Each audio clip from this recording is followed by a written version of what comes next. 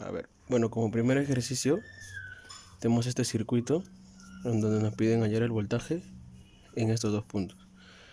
Entonces, para ello sabemos que estos voltaje en estos dos puntos va a ser igual al voltaje que corre por la impedancia de la bobina.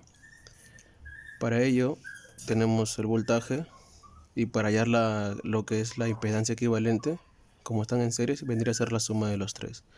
Por lo tanto, para hallar la corriente total va a ser igual al voltaje entre la suma de los tres, dándonos un valor de forma fasorial de 2.68 con el ángulo de menos 63.435 grados.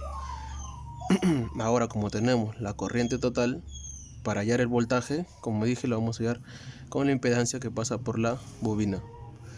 Para ello, dividimos la corriente total entre la impedancia que pasa por la bobina de manera fasorial, dándonos un valor de 0.67 con el ángulo de 26.565 grados.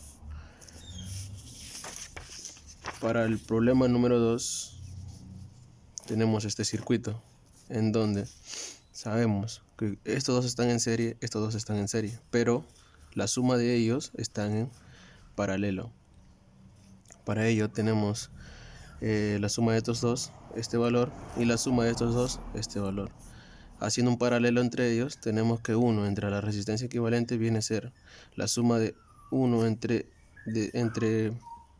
este valor más 1 entre este valor. Haciendo unos cálculos, tenemos el valor de 16.17 con el ángulo de menos 2.726 grados. Pero nosotros nos piden lo que es la corriente. Entonces, como ya tenemos la resistencia equivalente, tan solo dividiendo lo que es el voltaje entre la resistencia equivalente que le hemos hallado acá, que es este valor de acá, nos viene a dar la corriente, teniendo un valor de 12.36 con el ángulo de 2.726 grados. Y como último problema tenemos este circuito en donde nos piden la impedancia de Z, ¿no? Como vemos, todos están en paralelo. Hacemos un paralelo entre ellos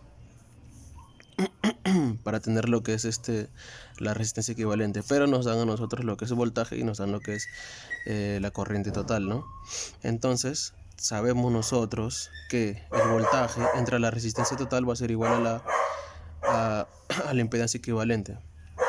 Tenemos el voltaje y tenemos la resistencia total con este valor, dándonos un valor de la resistencia equivalente de 1.5 con el ángulo de menos 12.5 grados. Pero nosotros lo que nos piden es el valor de Z. Pero como ya tenemos la impedancia equivalente, va a ser igual, hacemos esta ecuación para tener el valor de Z. Y la impedancia total viene a ser la suma el paralelo de estos tres valores, ¿no? Pero ya tenemos lo que es el Z equivalente, que nos ha dado 1,5 con el ángulo de... ¿Dónde está? Claro, lo que acabamos de hallar, 1,5 con el ángulo de menos 12,5 grados. Entonces, haciendo un cálculo con esta ecuación de acá, vamos a tener un valor para Z de 3.02 más 0.13 J, ¿no? Que viene a ser un número complejo. Tenemos la parte real y la parte imaginaria. Gracias.